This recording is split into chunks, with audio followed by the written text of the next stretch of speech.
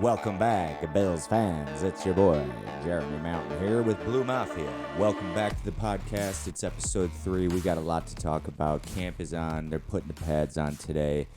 A lot of Bills fans attending Rochester, St. John Fisher, where your boy Jer was concussed in 2007. The Bills are back in camp, back in pads. We did see Micah Hyde go down with an injury, unfortunately, but he's back in camp today, this morning. Saturday morning, beautiful morning here in the Elmwood Village. We got the throwback charges, Philip Rivers. Stick around, we got 5 things. We're going to talk some rookie stuff. We're going to talk some leadership. We're going to talk some egos. We're going to say, 5 things to look at as you watch your Bills pods, Bills coverage, Bills footy. Quick shout out, liked a piece that I saw today. Rochester journalism at its finest. Dan Fates, great piece on Khalil Shakir. Just a quick journalism shout out right there for you. Stick around. Second part, we're going to do a new segment called Who Crowned Him? Who crowned him? I got 5 guys around the NFL, and I'm asking, who fucking crowned him? Let's do it. Break. All right, so we're in camp. We're putting the pads on. Hopefully you saw some coverage on the little bonnets on the head. Maybe someday I'll get to interview Mark Kelso about the original kazoo bonnet here in Western New York to help prevent extra concussions, something we know about here at Blue Mafia. Khalil Shakir. We were excited to see the 5th rounder out of Boise State. We've already mentioned him here on the pod. Glowing reviews from camp thus far. Now, we don't want to dig too deep because we don't even have the pads on yet. You like to hear some of the words coming out of the mouths of these guys. You like to hear what they have to say. You like to hear the positivity. You like to see the way they carry themselves. You like to see the way they fit in with the rest of the locker room. And thus far, all great things for Khalil Shakir. A lot of similar things to a young Gabe Davis. Obviously, we saw, and you've heard me complain about Gabe Davis having to wait his turn last year behind a veteran in Emmanuel Sanders. But with Sanders and Beasley out, we are short a few veterans, and therefore younger guys are going to need to step up. And that wide receiver room is packed. Guys like Greg Kumaro, Tanner Gentry could find themselves probably on the practice squad. Hopefully they get to stick around. But we really like Khalil Shakir, and the things that we have been hearing out of camp, especially hearing that Diggs has sort of begun taking him under his wing. That thanks to Dan Fates, great journalism. Another young guy we're excited about, Elam, corner.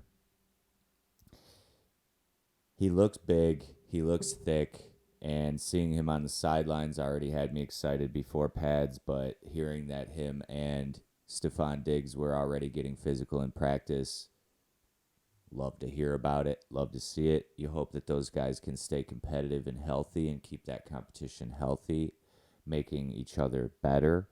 But just to hear that Elam is already sort of not taking any of Diggs' shit, I don't have a problem with it. Coming in on number 4 on my 5 things that I'm looking at during camp, obviously the Micah Hyde injury. Yesterday during work, Friday afternoon, a couple texts started flying around about the Hyde injury. Rumors were that he was carted off. Later would see on Twitter that he walked off, but then was carted over to the training facility.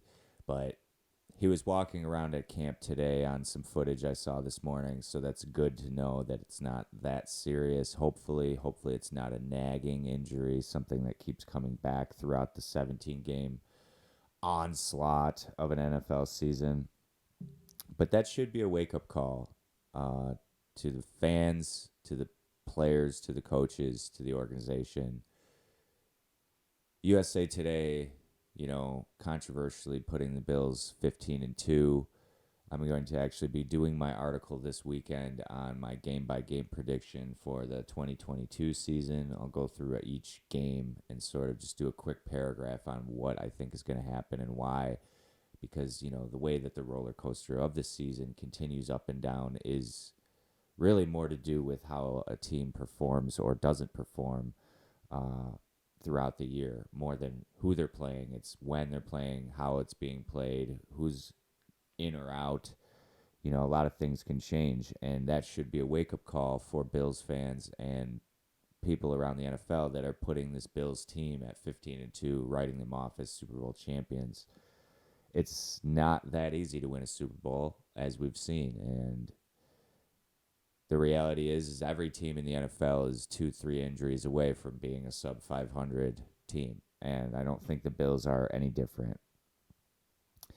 We need Josh Allen on the field. We need Jordan Poyer on the field. We need Micah Hyde on the field. Those three guys truly are very, very impactful, and there's not a lot of depth behind them.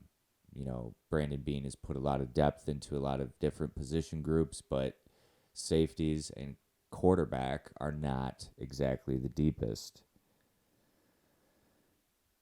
Third thing I'm looking at is Stephon Diggs maturing as a leader.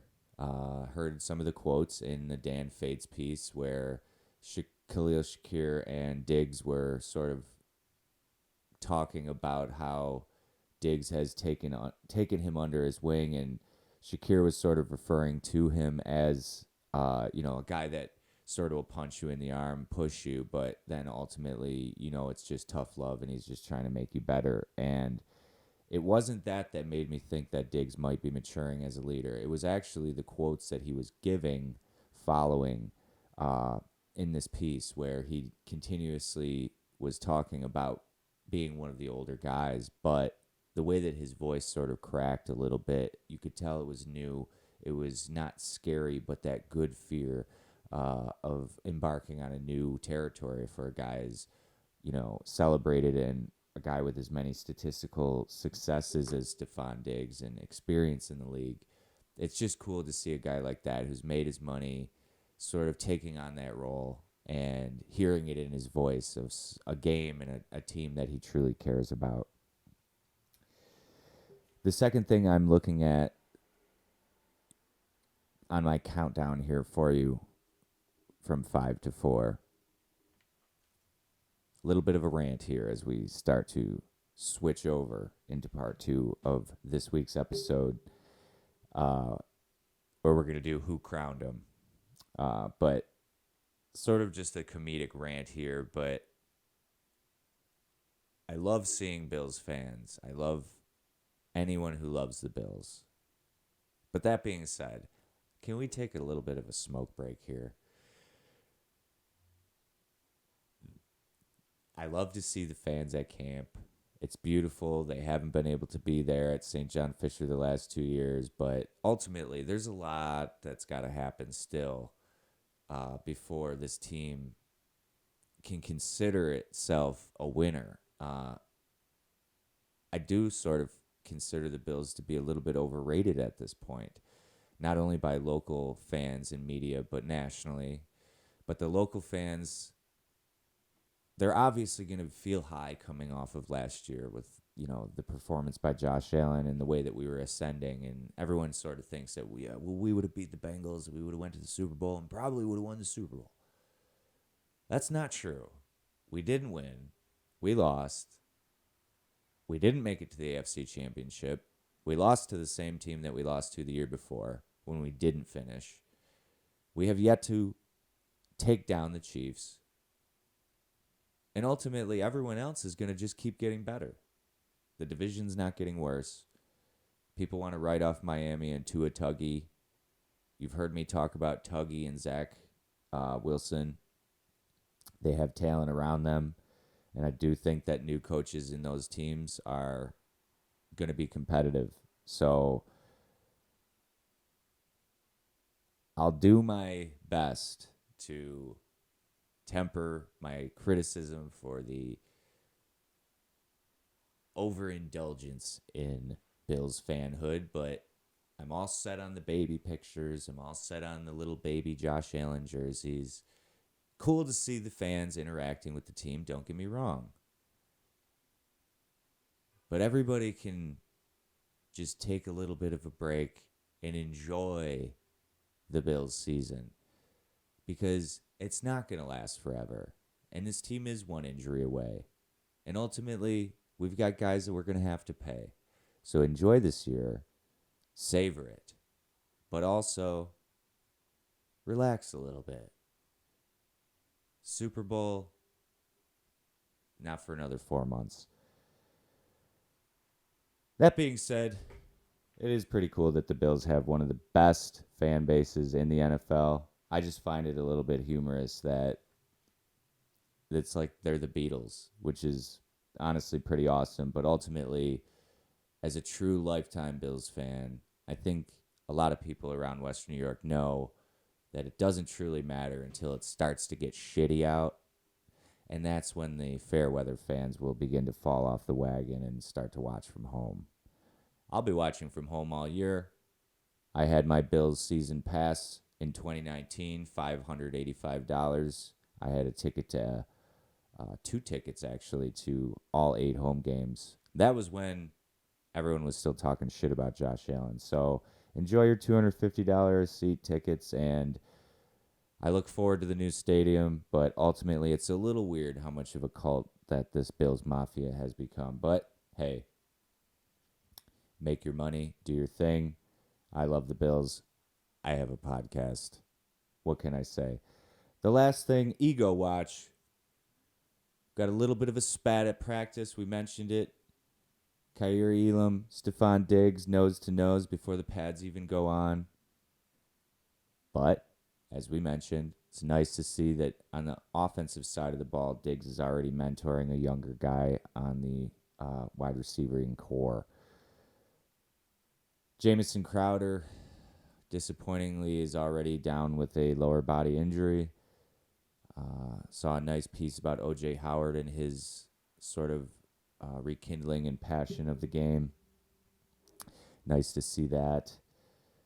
Hoping to see good things, obviously, out of Isaiah McKenzie. He likes to be the face of the franchise. How is he going to produce? And Gabe Davis obviously looks the part of a true number 1 or number 2 receiver. I think that Tavon Austin will make this team, but I don't know. I can't complain about the egos on the offense. Everybody seems to have really good energy. Everybody seems to have really good energy on the defense as well. We'll be interested to see how the Von Miller rotation with the rest of the defensive line works out, and we'll have to keep an eye on the depth in the safety position, obviously. We've got all that rotation up front, but those 2 Iron Man safeties we have, the Bash Bros, there's not a whole lot of depth behind them, but ultimately, they feel that Jaquan Johnson, some of these other guys can step in if need be.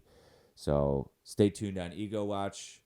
Right now, we'll put it at about a 5 out of 10 because we're not too worried. Everything seems to be pretty balanced. People seem confident. We want to be there on the Ego Watch. We'll come back to this each week quickly at the end of the Bills segment.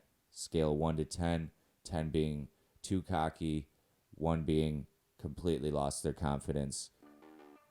We're at about a 5, nice and balanced. So we'll keep it nice and balanced and flip it over for another 5 around the NFL. Who crowned them? Who crowned these guys? Stick around. Thanks for listening.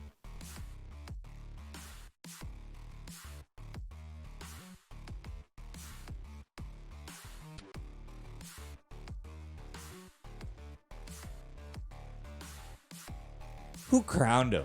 Who crowned these guys? Number 5, Kyler Murray. Give me a break. If I have to hear about Kyler Murray and his film study or his preparation or how amazing he is or what a generational talent he is or what a great team they have or what a great city that is. Who crowned the Cardinals? Who crowned J.J. Watt? Who crowned DeAndre Hopkins? Who crowned Kyler Murray? I'm a big Cliff Kingsbury fan, don't get me wrong. But who crowned this team? They haven't won a thing. Guy gets his money, And he wants to come up on the podium and complain about, oh, it's disrespectful to say I don't prepare. I wouldn't get this far without preparing. Well, maybe you do get this far without preparing.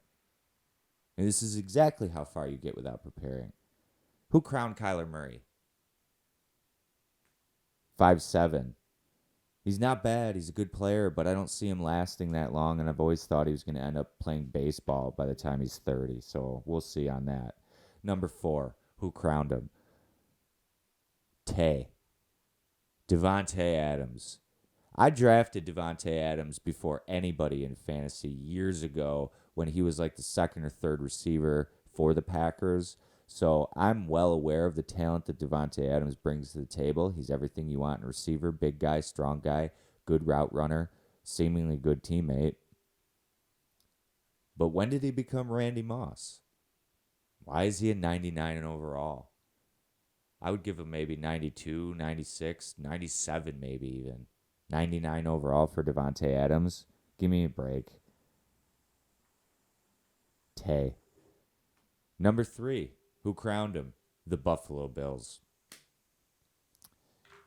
Haven't won anything yet. Superstars all around. Trust the process. Still haven't won anything. Ultimately, they're overrated. Who crowned them? Maybe them, maybe the media. Ultimately, though, I just don't think until they do win an AFC championship, make it to a Super Bowl, I just do not think that they deserve to be crowned. So who crowned the Buffalo Bills? Number 2, who crowned him? Josh McDaniels. I get it. He's been around the Patriots. He's been a winning coach. He's very intelligent. You don't become an NFL coach without being extremely intelligent. But I'm just trying to think to myself, who crowned Josh McDaniels? Go look at the footage of Josh McDaniels screaming at a defender for getting in Derek Carr's way during practice the other day. It's like, I get it when coaches say stay off the quarterback, but when coaches absolutely lose their mind because a guy gets within some distance while also making an attempt to stay out of the quarterback's way, take a smoke break. Josh McDaniels, who crowned him? Who crowned the Raiders? Lastly, who crowned Derek Carr? Guy shows up to camp with his jersey taped like this. Come on, man. We're not wearing cutoffs. Who crowned Derek Carr? He's not a bad player. But to be honest with you, I don't think he's that good of a player. He throws a prettier deep ball than Kirk Cousins, but I put him right in that realm of Kirk Cousins, Ryan Tannehill.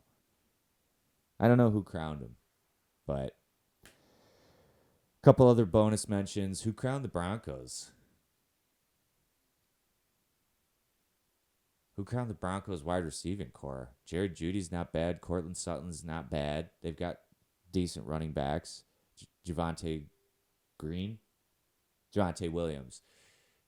And Russell Wilson. Who crowned Russell Wilson?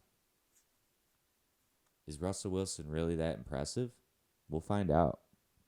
Who crowned a lot of these guys? Sick of everybody acting like this is there's never been a football before this last era. I love football. I love points. I love passing the ball. I love touchdowns. But I also like hits. And before this game becomes 7-on-7, let's bring hitting back to the NFL. Let's bring hitting the quarterback back to the NFL. Let's bring hitting the receivers back to the NFL. Let's bring crackback blocks back to the NFL. Just thought it one of the best crackbacks by my friend Maddie at Depew under the lights. Scrimmage 05, junior year. Black 8, pitch, crack. Sets the tone. Make football violent again, but keep it safe. And kids don't need to be doing those things. But adults, once they get to the league, guarantee them their money. Guarantee them their health insurance. If you play in the league for 5 years, you're guaranteed health insurance. You're guaranteed benefits. But we got to bring hitting back. Who crowned not hitting in the NFL? Thanks for listening, guys. We'll see you next week. Love you.